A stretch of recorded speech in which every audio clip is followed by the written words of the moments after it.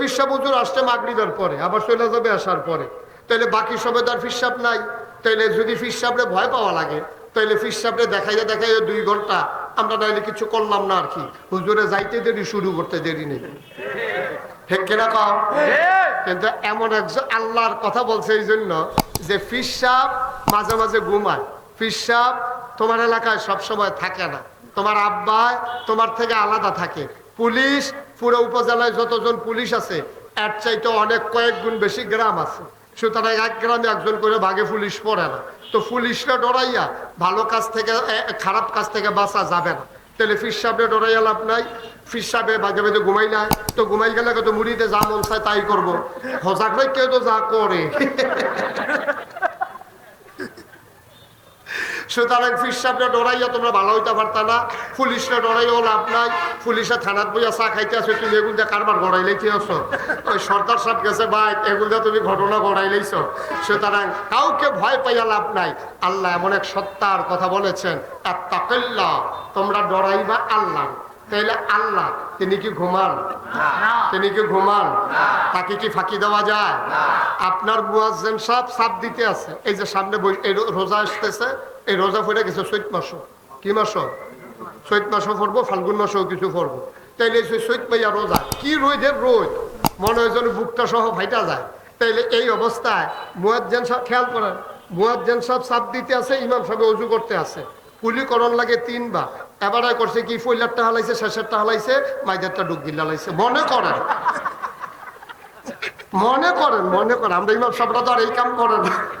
মনে করেন মুয়াজ্জিন সাহেব সাপ দিতে আছে, ইমাম সাহেব কুলি করতে আছে, 2টা হালাইছে, মাইদারটা ডুব গিলছে, মুয়াজ্জিন সাহেব কইতে পারবো?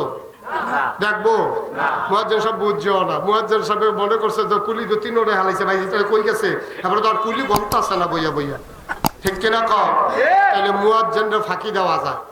তুমি ঘরের ভিতরে এসি লাগাইয়া রুম বন্ধ করে তুমি যদি খাও, তোমার ওয়াইফ গেছে শপিং এ, তুমি বসে বসে খাইতে আসো, তোমার ফাঁকি দেওয়া সহজ। এর লেগে আল্লাহ তাবারক ওয়া তাআলা কয় না, এমন একজন তুমি তারে ডরাইবা যিনি অন্ধকারেও থাকে, যিনি আলোতেও থাকে, যিনি দিনেও থাকে, যিনি রাতেও থাকে।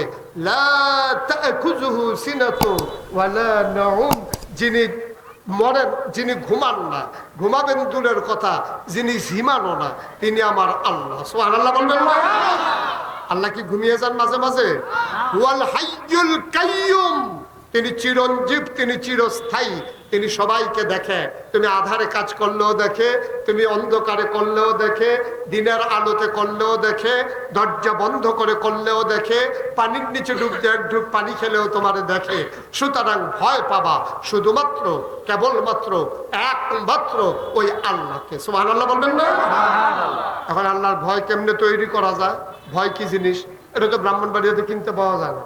এটা তো এমন না যে ঢাকা আপনি চকবাজারে কিনতে পাবেন, চাঁদপুরে আর কি বলে এই চিটাগংয়ে আপনি খাতুনগঞ্জ পাইকারি বাজারে একটু ভয় কেজি খানে কান্না ঘরে রাইখা দিবেন।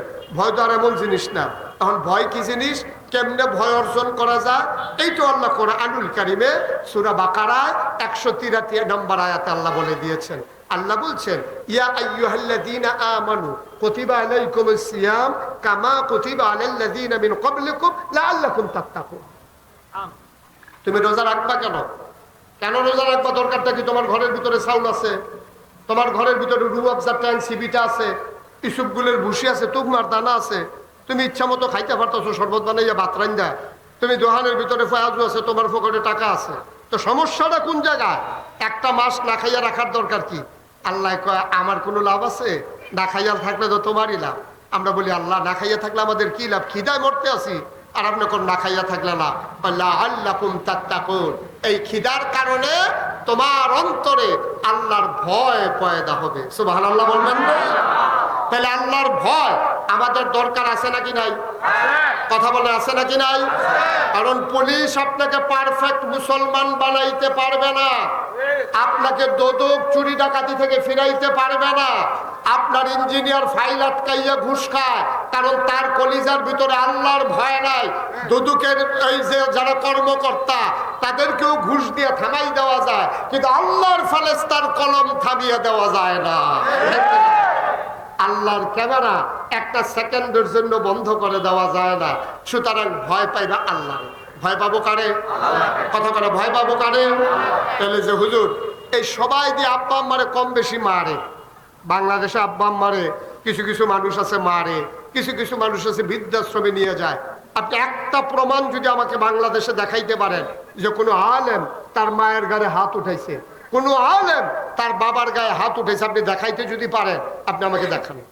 চ্যালেঞ্জ আপনাকে যে কোনো আলেম মাদ্রাসায় অন্তত মাসখানেক পড়ছে, বেশি পড়তে পারছে না, মাসখানেক পড়ছে, তে রাব্বানা আতানা পড়ে আর পড়তে পারছে না, তো কোনো মতো দোয়া করতে পারে।